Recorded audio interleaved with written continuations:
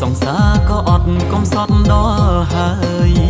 ចិត្តឆ្លងឆ្នាំហើយរកគូកាន់ដៃមិនបានទៅស្រុកម្ដងខ្មាស់ខ្លួនឯងផងខ្មាស់ក្មេងកូនអ្នកចិត្តខាងអាយុចូល30ចាញ់ក្មេងចិនខាងអាយុទៅ20មិត្តភក្តិការអង្គខ្ញុំនៅកំឡុងចង់ហួតដើរលេ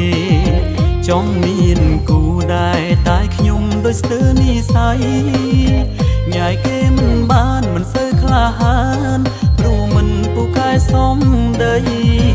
មួយថ្ងៃអង្គុយតែច្រណែនអ្នកមានគូ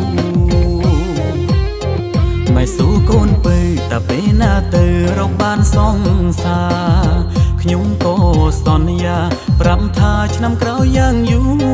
រប្រើលេងដដែលមកលេងចង់ជឿតែគាត់ប្រាប់ថាស៊ូរកលុយរកគូខំប្រឹងរកកូនប្រសាឲ្យម៉ែយើងអត់សង្សារទៅណាមកណាគេមើលងាយណាស់មុខយើងក៏ចាំងច្បាំងណាំងគ្មានអ្នកចង់ក្បែរញ៉ាយគេក្មេងគេស្រឡាញ់ក្មេងយើងចាំងគេមិនយ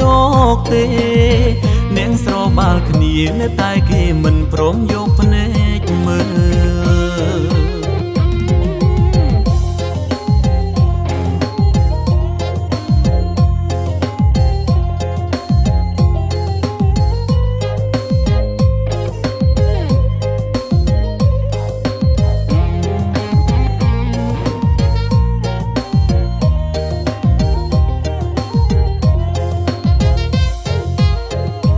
ចាយក៏អត់សង្សារក៏អត់កំសត់ដល់ហើយ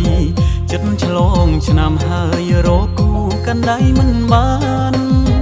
ទៅស្រុកម្ដងខ្មាស់ខ្លួនឯងផងខ្មាស់ក្មេងកូនអ្នកចិត្តខាងអាយុចូល30ចាញ់ក្មេងចិនខាងអាយុទៅ20